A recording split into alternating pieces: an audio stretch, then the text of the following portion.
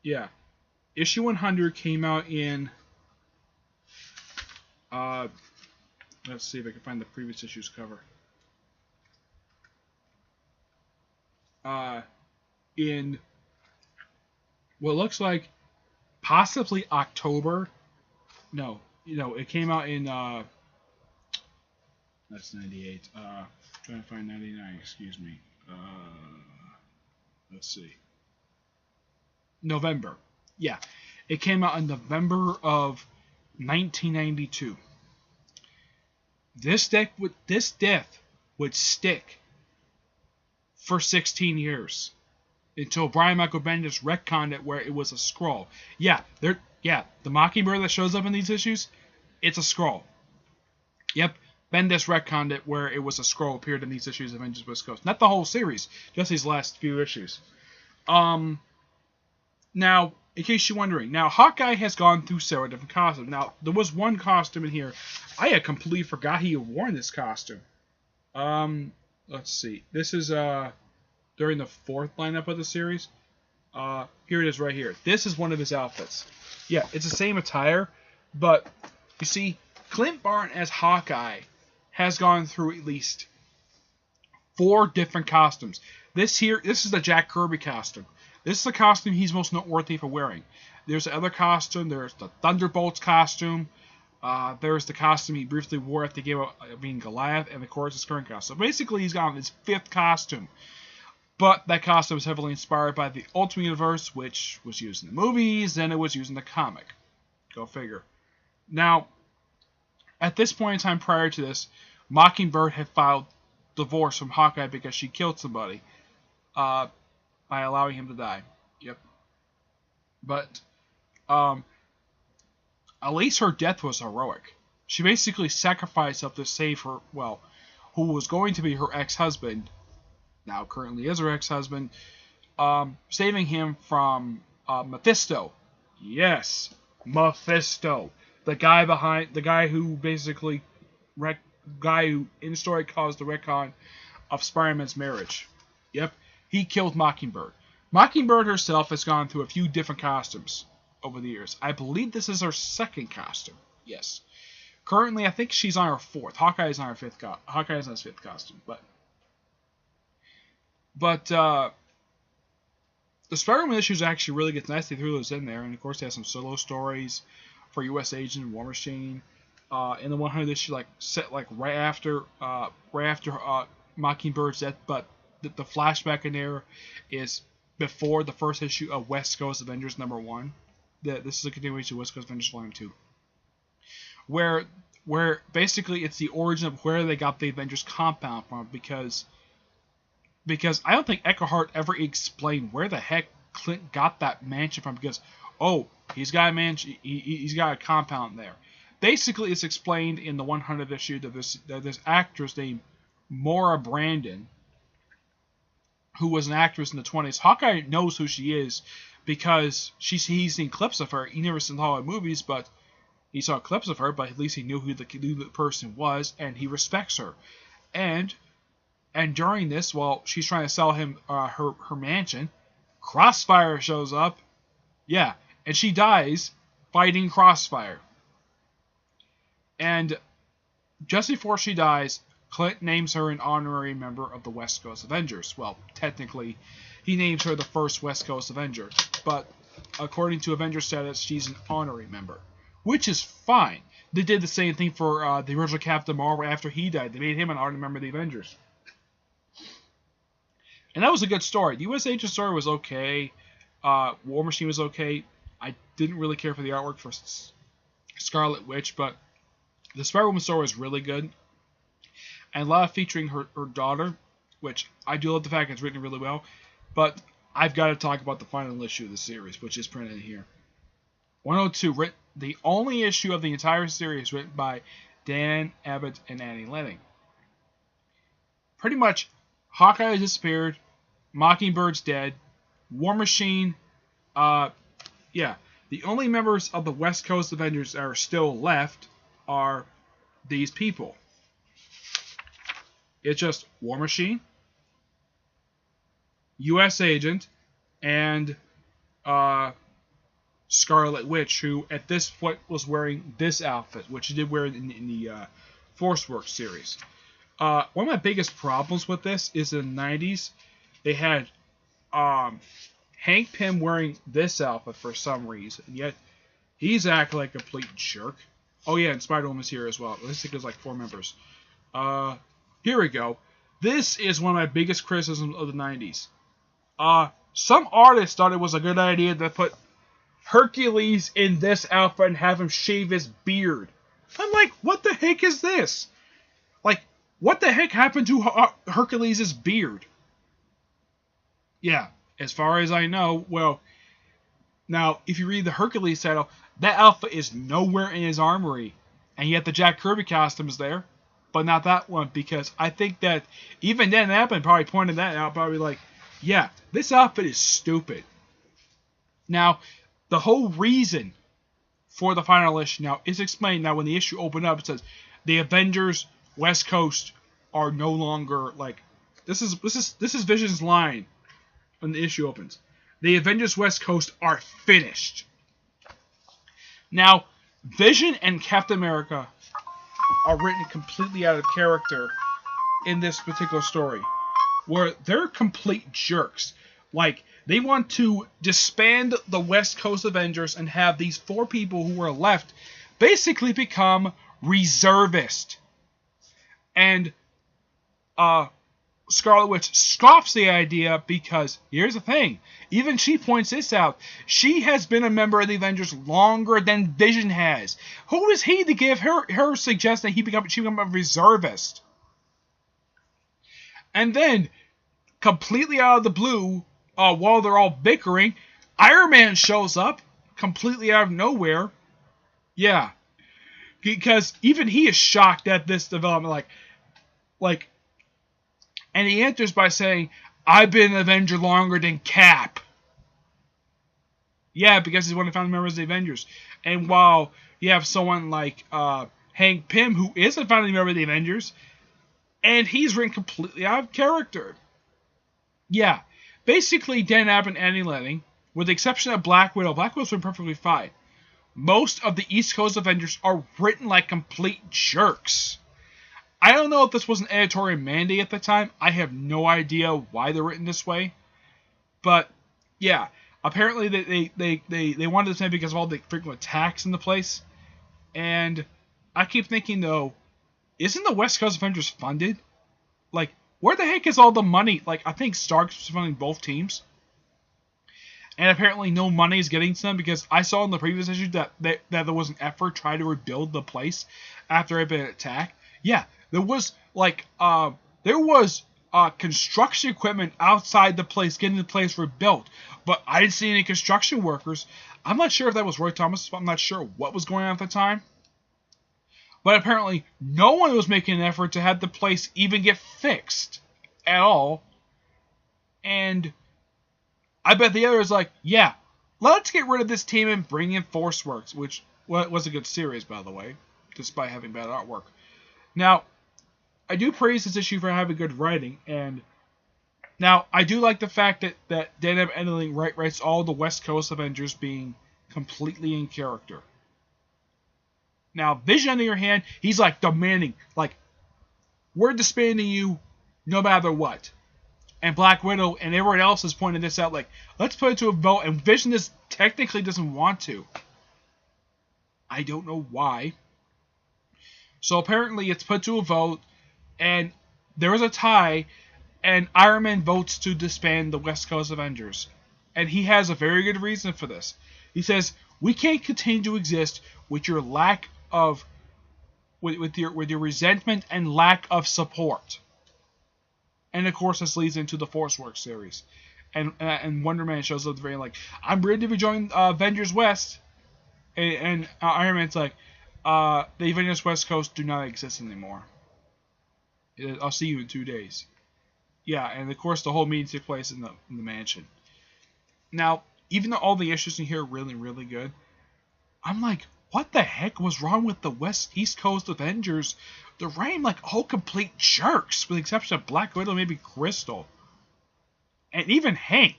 Hank, who was a scientific advisor to the West Coast Avengers, and he's like, go ahead, disband them. I don't care. It's kind of like the editor was sticking his nose in and didn't have anything's. It's like the whole point of this issue, this last issue here, was just to get rid of the West Coast Avengers and start a Force Works. That was really the whole point of it. But otherwise, though, the rest is now the last issue was not a bad issue. It's just I didn't like the fact that most of the characters are written like complete jerks. So, and Hawkeye disappeared, and they accept Hawkeye's disappearance because he's grieving because his wife was murdered right in front of him. But despite that, this is still really good, and I give this book a 9 out of 10. I highly recommend it, but you're gonna be kind of ticked off with issue 102. And the reason for the disbandment is because of what happened during the Blood Ties crossover, and apparently Cap can't stop bringing up Operation Galactic Storm. Even U.S. agent pointed out, yeah, can't you put that behind you? Yeah, and this is all something I gotta point this out. But during Galactic Storm, Captain America refused to call the Avengers West Coast by the name, like, oh, let's call your team since the Avengers are busy. They have a name. It's called Avengers West Coast. I don't know what was with the editor at that point, where Captain America has to be disrespecting the West Coast Avengers. Yeah, I'm not sure what I do. I love Captain America, but what the heck was with him in the early '90s, basically disrespecting the West Coast? Yeah, but that's it for this episode. Stay tuned for the next episode, which should be episode 272 and Doubleshot number